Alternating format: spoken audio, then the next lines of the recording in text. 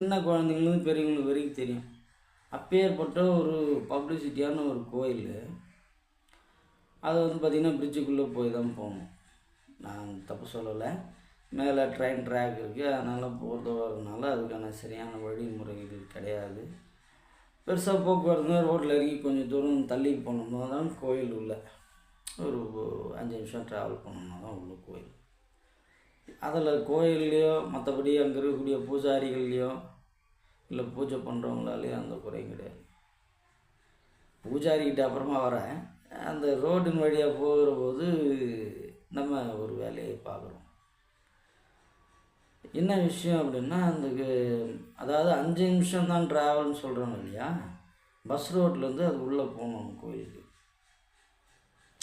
கரெக்டாக அதிலேருந்து வெளியில் வரணும். ரோட்லேயே ஒரு சர்ச் இருக்குது, தனி நபர்னுடைய கட்டிடம். ஒரு கட்டிடம் கட்டிட்டு அங்கேயே வீடும் பொதுக்கூட்ட சபைகளையும் அங்கேயே நடத்துகிறாரு போல இருக்குது. நம்ம கட்டாயம் நாம் வந்து ஞாயிற்றுக்கிழமை போகிறதுனால நம்ம பார்க்கக்கூடிய ஒரு சூழல் என்பது ஏற்பட்டுச்சு. அவர் அந்த சர்ச்சு வச்சுருக்கிறாரு இல்லைங்களா, அந்த சபைக்கு வரவங்க யாருமே அந்த பகுதியை சார்ந்தவங்களே கிடையாது.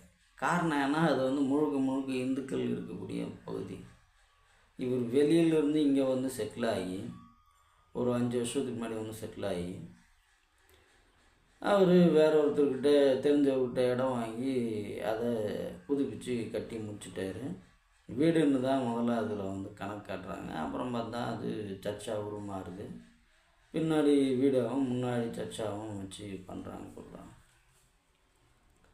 நான் என்ன கேட்குறேன், நீங்கள் மத துவேஷம் செய்கிறதுக்காக, மத பிரச்சாரம் செய்கிறதுக்காக தொடர்ந்து ஒரு ரொம்ப பப்ளிசிட்டியாக இருக்கக்கூடிய ஒரு கோயில்கள் அருகாமையில் நீங்கள் வந்து இது போல் சர்ச்சுகளில் புதுசாக நீங்கள் ஏற்படுத்துறதுக்கு காரணம் என்ன?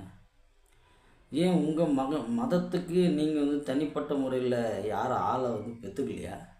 உங்கள் மதத்தில் ஏன் இன்னொரு மதத்தில் இருக்கிற ஆட்களை நீங்கள் வந்து கூப்பிட்றீங்க, நோட்டீஸ் வழங்குறீங்க? என்கிட்டயே அந்த நேரத்தில் வழங்கினாங்க. நான் வந்து அப்போ தான் மழையில் நனைஞ்சு போய்ட்டுருக்குவோம், அப்புறம் எல்லாம் நனைஞ்சிருச்சு, காவி வேட்டி வந்து நனைஞ்சிருவோம். சரி, ஃபேண்டு போட்டு நான் அந்த கோயிலுக்கு போக வேண்டிய சூழல் வந்து கிட்டதுக்கு போனதுக்கப்புறமா நம்ம போய் துணி மாற்றிலாங்கட்டி எடுத்துன்னு போனோம். போனால் நம்மக்கிட்டே வந்து நோட்டீஸ் கொடுக்குறாங்க. தனியாக நம்மளுக்கு வந்து அந்த சீரியல் இது நம்பர் இருக்குது, அகில பாரத மக்கள் சக்தி இயக்கம்னு சொல்லிட்டு இதில் கொடியெல்லாம் போட்டு, வண்டியில் கொடியெல்லாம்